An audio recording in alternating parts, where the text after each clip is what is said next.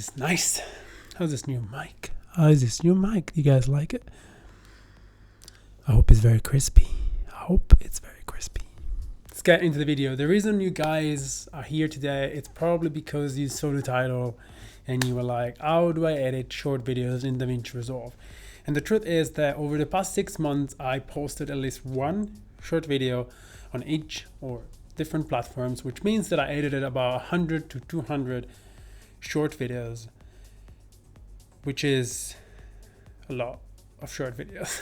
So today we're going to go through the way I edit my short videos on DaVinci Resolve, my workflow, my color grading, my music, my sound design, everything from start to finish. And make sure you stick around until the end to check out the final product that we're editing throughout this video. All right, I just realized I haven't turned on the pretty lights behind me, so 1 second.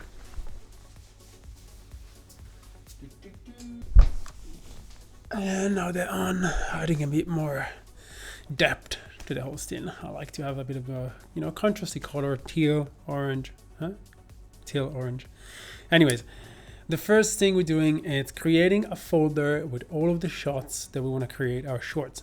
I totally recommend to edit 3, 4, 5 shorts at the same time if it's easier kind of shorts, just so you're probably going to get into a pretty good flow when editing, and it doesn't make sense to interrupt that by just simply editing one short video. So the way I do it, in this case, we're editing a short client video, which is going to be about 30 seconds. So I'm only going to edit this. But usually what I do, I create a 7 to 10 second reel. And then from there, I make like a 3 or 4 stock reel, and then from there I make a before and after color grading, so you can get creative and use these shots for different kind of short videos. Once you figured out what kind of videos you want to make, you have to pick your music. If you want to make reels for Instagram or TikTok, the first thing you're doing is picking the music from the actual platform. The way I do this is I literally just go on TikTok or Instagram and scroll through the videos and check what's trending, and then just screen record it and then airdrop it, and I have my music. If, like in this case, it's a client video and I want to upload this on multiple platforms, and I also want the client to be able to upload it on different platforms, what do? It's simply using royalty-free music. My favorite royalty-free music website is Artlist. I've been using them for over 2 years now, and it's by far, in my opinion, the best royalty-free music out there, just because it sounds like actual music. Now you get your shots and your music. What you want to do is go through every single shot and just mark them down to make sure that you already highlighted all of the best part of your shot, so that when you drop it in your timeline, it's going to be much easier to understand where is your in and out points, and you don't have to just go through each shot again. I like to do this because when I start editing and actually piecing the whole short together, I get in a very creative flow, and I don't want this to be interrupted by me having to just go through the shot and picking the best part of it, the less shaky part of it. So I totally recommend doing this beforehand. Once this is done, let's stitch it all together at a pace and a vibe that we like. Now that we got all of our shots stitched together, what I like to do is sound design to add more depth to our video. Again, even if you're using an Instagram Reel song or if you're using TikTok song, what I recommend doing is adding sound design to your short videos to create the cinematic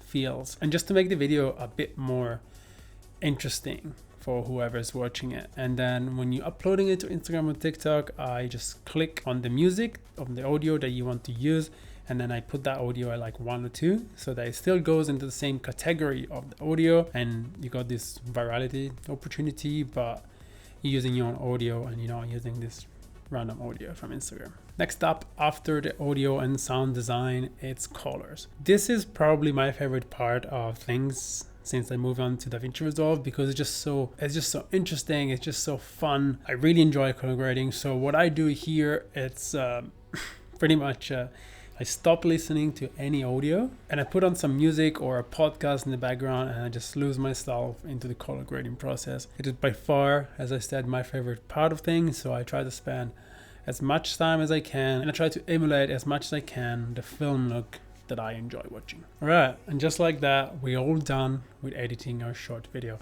Now, the final very, very important step is how to export so that it fits within each platform's needs. What I like to do in this case is exporting in an horizontal format, but also in a vertical format.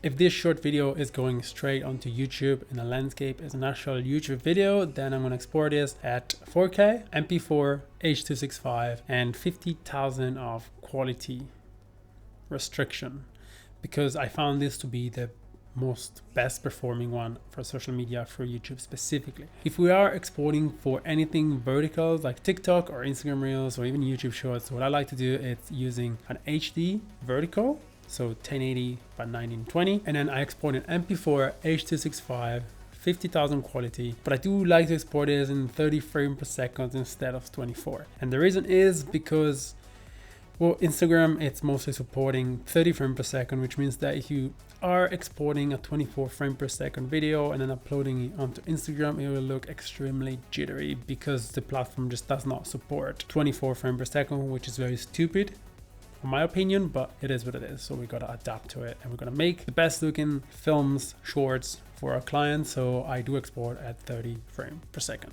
I recommend you trying this out and let me know below if you have any problems. I have actually made a full-length YouTube video about how I export my videos for Instagram specifically. So if you want to check that out, we're going to be, I think, up here. Or yeah, I think up here. So check that out. You're probably waiting for the results of the whole thing that we edited today. So let's go through and let's go check out how this video looks that we just finished editing.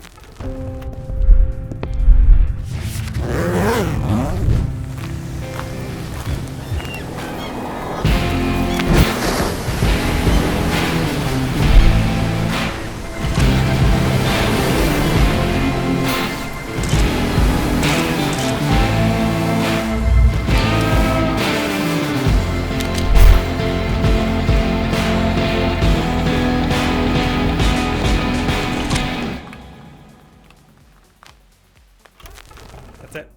What do you guys think? I actually really enjoyed this whole shoot. I really enjoyed the editing, and this is the kind of project that I really enjoy doing it. So shout out to Monogram for trusting my visuals and my style for creating this stunning product video. So yeah, hope you guys liked it as much as I do. Let me know below if you did, and I'll see you guys in the next video next week, next time.